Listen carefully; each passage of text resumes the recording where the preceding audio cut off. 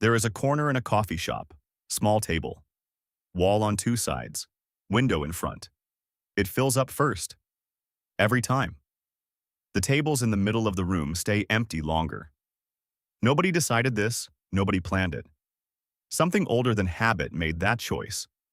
This is the story of why your brain picks the corner, and why that instinct is 50,000 years old. In 1975, a geographer named J. Appleton published a book, The Experience of Landscape. His argument was simple. Humans do not find spaces beautiful by accident. They find spaces beautiful because those spaces kept their ancestors alive. He called it Prospect-Refuge Theory. Prospect means the ability to see. Refuge means the ability to hide. The perfect space offers both at the same time. Open view in front, solid protection behind. A cave mouth overlooking a plain, a hilltop with trees at your back.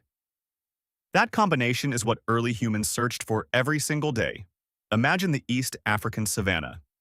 50,000 years ago. Your group needs to stop for the night. Two options.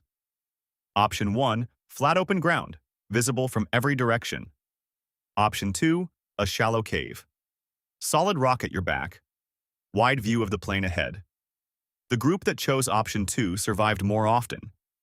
The group that chose the open ground did not. Over hundreds of thousands of years, that preference got wired in. Not as a thought, as a feeling.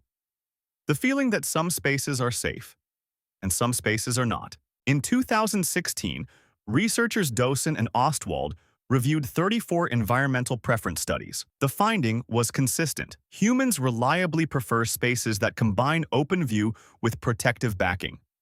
A separate study tracked commuters at a railway station in Texas. When waiting for trains, they avoided the open center of the platform. They moved toward walls, columns, and structural edges. Nobody told them to. The body already knew. The brain was running an ancient scan. Back exposed? Move. Back covered? Stay. Here is what happens inside when you sit in the wrong space. An open-plan office? Back to the door? No wall behind you. The amygdala registers a threat. Not a lion, not a predator, just exposure. The hypothalamus activates the stress response. Cortisol rises. Heart rate climbs. Attention scatters. The body is spending energy defending a position it cannot defend. Studies measuring physiological responses to spatial environments found something clear. Spaces that combine prospect and refuge reduced salivary cortisol by up to 12%. Within 15 minutes. The right room changes your blood chemistry. This is why corner booths fill up first in restaurants. Wall on two sides. Clear view of the entrance. This is why window seats feel better than center seats. Structure behind you. Landscape in front. This is why low ceilings and reading alcoves feel calming.